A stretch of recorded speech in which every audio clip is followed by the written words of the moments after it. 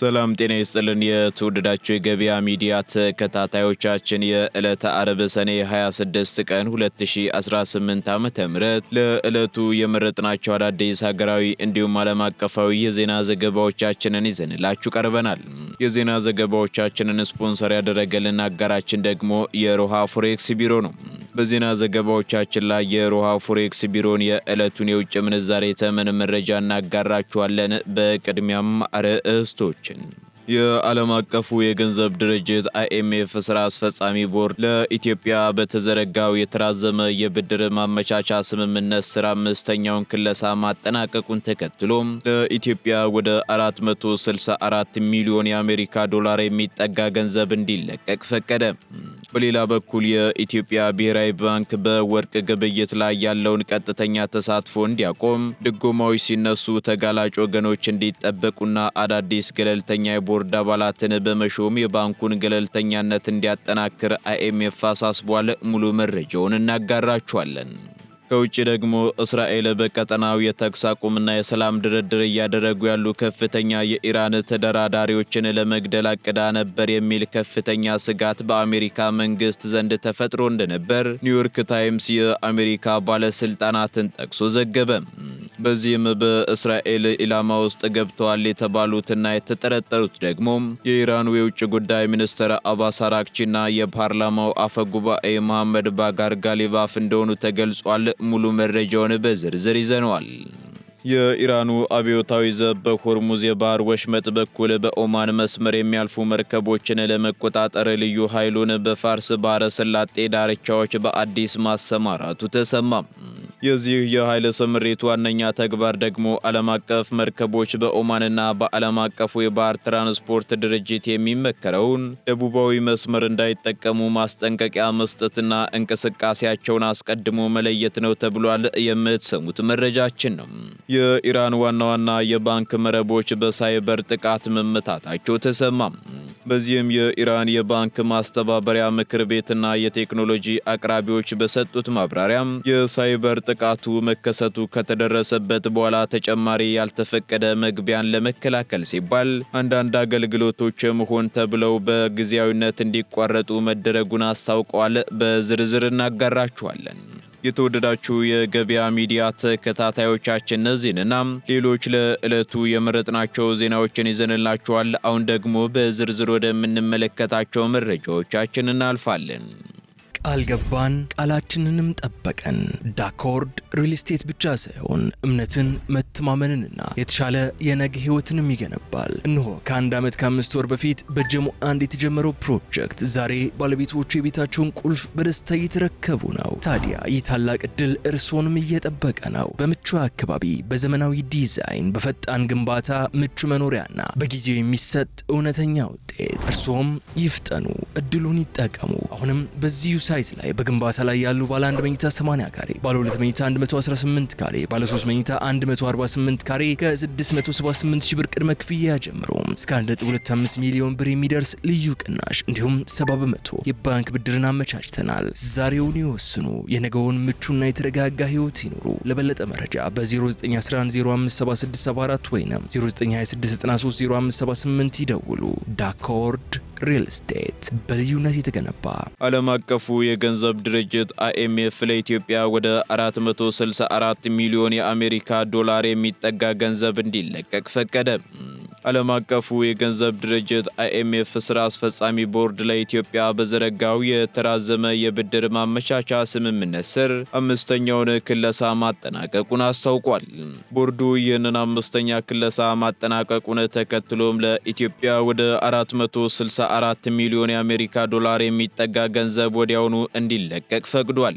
ይህም ደግሞ እንደ አውሮፓውያን አቆጣጠር ከሐምሌ 2024 ጀምሮ በዚሁ የማክሮ ኢኮኖሚ ማሻሻያ ድጋፍ ፕሮግራም ስር ለሀገሪቱ የተለቀቀውን አጠቃላይ የገንዘብ መጠን ወደ 2.65 ቢሊዮን ዶላር ገደማ ደርሶታል። በተጨማሪም በመካከለኛው ምስራቅ ካለው ቀውስ ጋር ተያይዞ የመጣውን የነዳጅ ዋጋ ንረትና የፋይናንስ ጫና ለመቋቋምም እንዲረዳ የገንዘብ ድርጅቱ ወደ 200 ሚሊዮን ዶላር የሚጠጋ ገንዘብ ቀድሞ እንዲለቀቅ መስማማቱ ተገልጿል። ይህም ደግሞ ኢትዮጵያ የጀመረችውን ሰፊ የኢኮኖሚ ማሻሻያ ፕሮግራም በተረጋጋ የተረጋጋ ሁኔታ እንድትቀጥልበት ተጨማሪ አቅም እንደሚፈጥርም ተመላክቷል። በሌላ በኩል IMF ሁለተኛ ዙር የዋጋ ንረት ከተከሰተ ብሔራዊ ባንክ ፖሊሲውን ይበልጥ ሊያጠብቅ እንደሚገባ አሳስቧል። በዚህም ብሔራዊ ባንክ በወርቅ ግብይት ላይ ያለውን ቀጥተኛ ተሳትፎ እንዲያቆም፣ ድጎማዎች ሲነሱ ደግሞ ተጋላጭ ወገኖች እንዲጠበቁና አዳዲስ ገለልተኛ የቦርድ አባላትን በመሾም የባንኩን ገለልተኛነት እንዲያጠናክር አሳስቧል።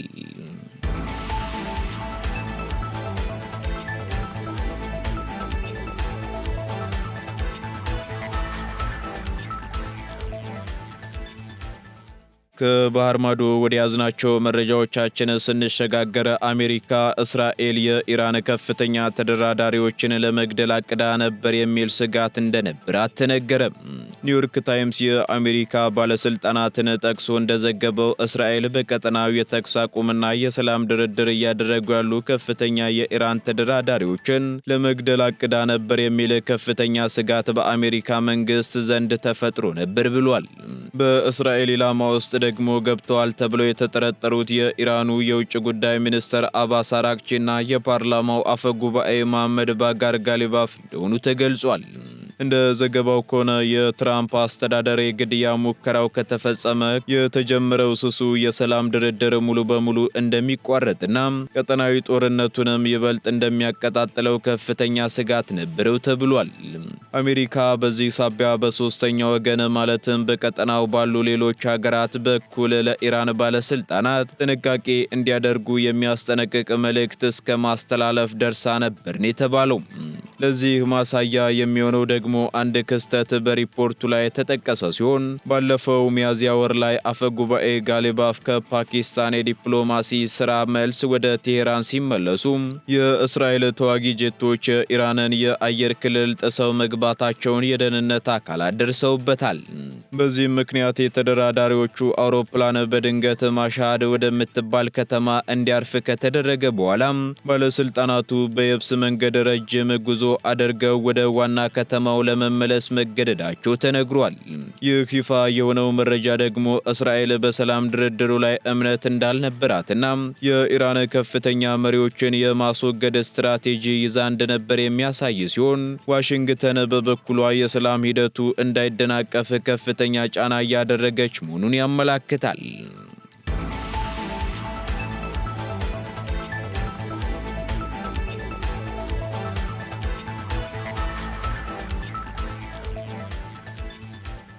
የኢራኑ አብዮታዊ ዘብ በሆርሙዝ የባህር ወሽመጥ በኩል በኦማን መስመር የሚያልፉ መርከቦችን ለመቆጣጠር ልዩ ኃይሉን በፋርስ ባህረ ሰላጤ ዳርቻዎች ማሰማራቱ ተሰማ።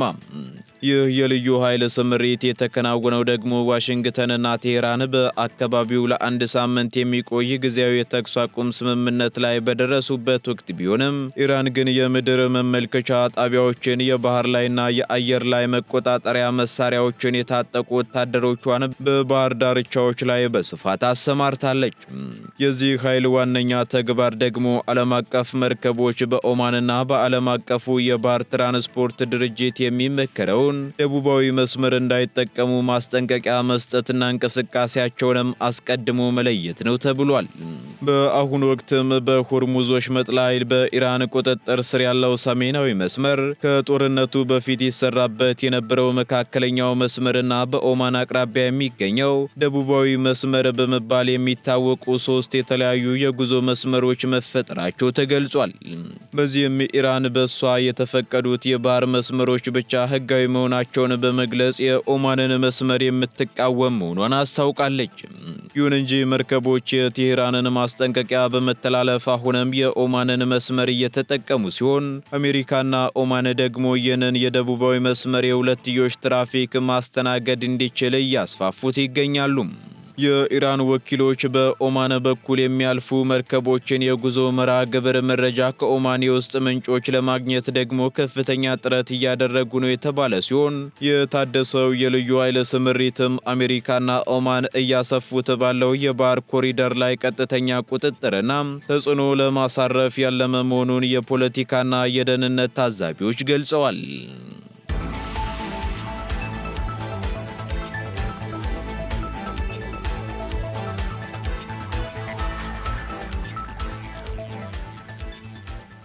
የኢራን የባንክ መረብ በሳይበር ጥቃት መመታቱ ተገለጸ።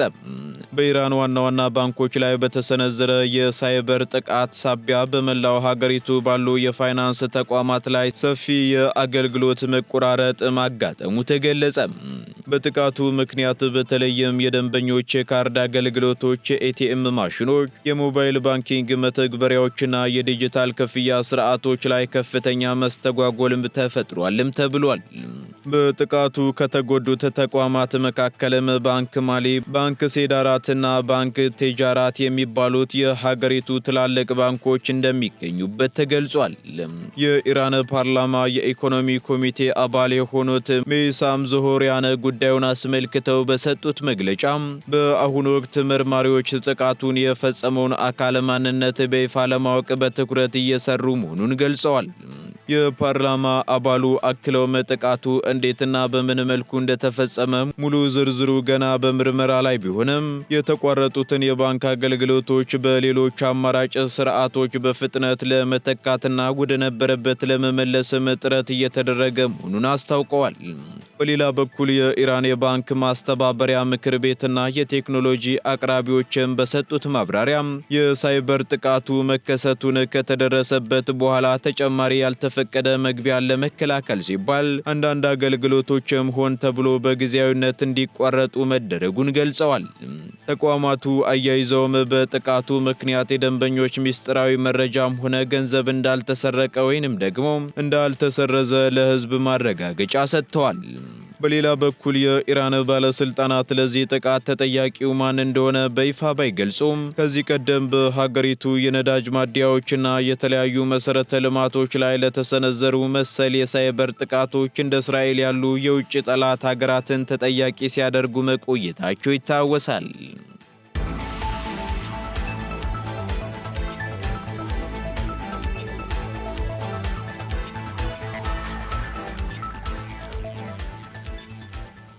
ኢራን አሁንም ዋነኛ ትኩረታችን ነች ሲሉ የእስራኤል መከላከያ ሰራዊት ጠቅላይ ኤታማዦር ሹም ተናገሩ። የእስራኤሉ መከላከያ ሰራዊት አይዲኤፍ ጠቅላይ ኤታማዦር ሹም ሌተናል ጀነራል አሊያ ዛሚር ከጥቅምት 7ቱ የሐማስ ጥቃት በኋላ የተጀመረውን ጦርነት 1000ኛ ቀንን አስመልክተው በሰጡት መግለጫ በአሁኑ ወቅት ለሀገሪቱ ወታደራዊ ዝግጁነት ትልቁና ዋነኛው ትኩረት ኢራን መሆኗን አስታውቀዋል። ኤታማዦር ሹሙ ይህንን ያስታወቁት ደግሞ የሰራዊቱን ሁለንተናዊ የደህንነት የስለላና ስልታዊ ዝግጁነት ለመገምገም በተካሄደ ከፍተኛ ወታደራዊ ስብሰባ ላይ ነው። ሌተናል ጀነራሉ በንግግራቸው ወቅት ይህ ጦርነት በሀገሪቱ ታሪክ ውስጥ ረጅሙ የውጊያ ዘመን መሆኑን የጠቀሱ ሲሆን ጦርነቱ በከባድ ውድቀትና በእስራኤል ታሪክ አስከፊ በሆነ አደጋ የተጀመረ ቢሆንም ሰራዊቱ ካጋጠመው ድንጋጤ በፍጥነት ወጥቶ በርካታ ስልታዊ ስኬቶችን ማስመዝገቡን ገልጸዋል። ይሁን እንጂ ጦርነቱ ያስመዘገባቸው ድሎችም የሚደነቁ ቢሆኑም በሁሉም የጦር ግንባሮች በኩል የኢራን ስጋት አሁንም ትልቁና ዋነኛ የሰራዊቱ የትኩረት አቅጣጫ ሆኖ እንደሚቀጥልም አጽንኦት ሰጥተዋል። በተጨማሪም ሰራዊቱ አሁን ላይ በአንድ ወሳኝና ስልታዊ መስቀለኛ መንገድ ላይ እንደሚገኝ የገለጹት ኤታማዦር ሹሙ ይህ 1000 ቀናት ያስቆጠረው ግጭት የወታደራዊ ስልቶችን፣ የአሰራር ጽንሰ ሐሳቦችንና አጠቃላይ የውጊያ መንገዶችን የቀየረ መሆኑን አስረድተዋል። በመጨረሻም ጦርነቱ ገና ሙሉ በሙሉ ያላለቀ መሆኑን በማስገንዘብም በየትኛውም ቀጠና የሚገኙ የሰራዊቱ አባላት ለቀጣይ ፈተናዎችና ለድንገተኛ የጸጥታ መበላሸት ሁልጊዜም ንቁና ከፍተኛ ዝግጁነት ያላቸው ሊሆኑ እንደሚገባ አሳስበዋል።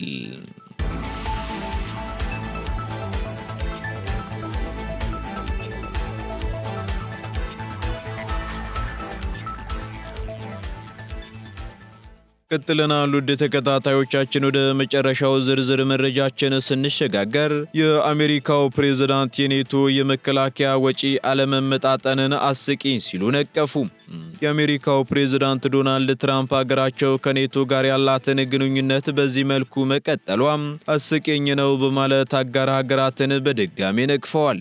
በቱርክ መዲና አንካራ ከሚካሄደው የኔቶ መሪዎች ጉባኤ ጥቂት ቀናት ቀደም ብሎ ትራምፕ በራሳቸው የትሩዝ ሶሻል ገጽ ላይ ባስተላለፉት መልእክት የድርጅቱ ወታደራዊ ወጪ አለመጣጣምን አሜሪካን ብቻ የሚጎዳና ሚዛኑን ያልጠበቀ መሆኑን ገልጸዋል።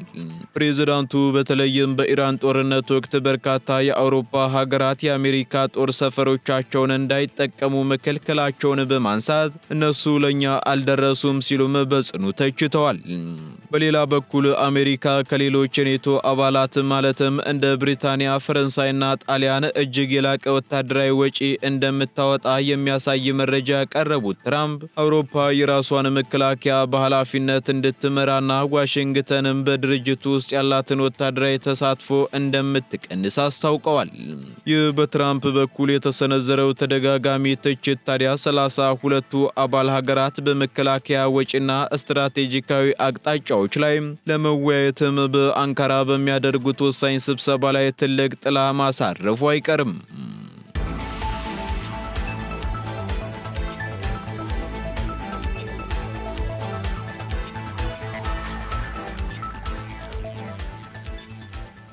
ቀጥለናል። የተወደዳችሁ የገበያ ሚዲያ ተከታታዮቻችን፣ በመጨረሻም የሮሃ ፎሬክስ ቢሮን የዕለቱን የውጭ ምንዛሬ ተመን መረጃ እናጋራችኋለን። በዚህም አንድ የአሜሪካ ዶላር 175 ብር ከ35 ሳንቲም እየተገዛ 178 ብር ከ85 ሳንቲም እየተሸጠ ይገኛል።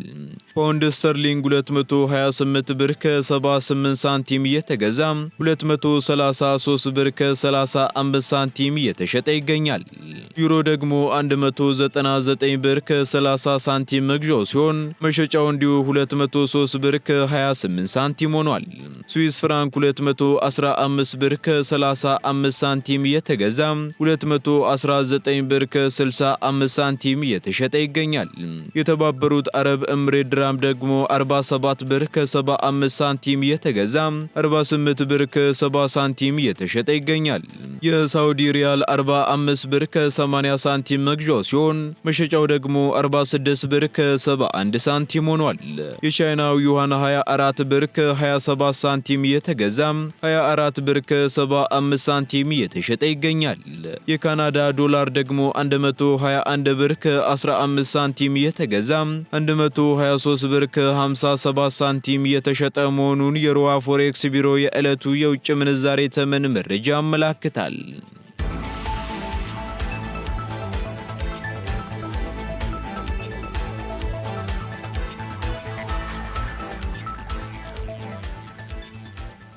የተወደዳችሁ የገበያ ሚዲያ ተከታታዮቻችን ለዕለቱ የመረጥናቸው ዜናዎቻችን እነዚህን ይመስሉ ነበር።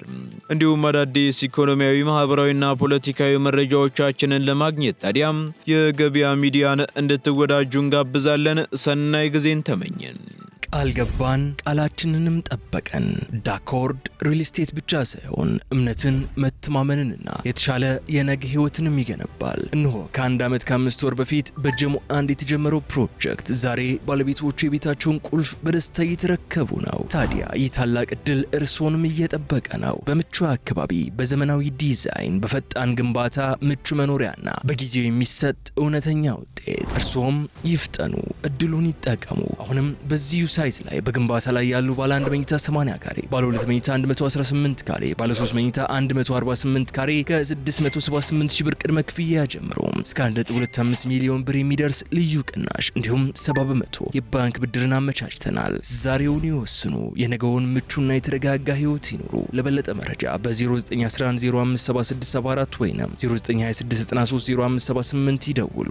ዳኮርድ ሪል ስቴት በልዩነት የተገነባ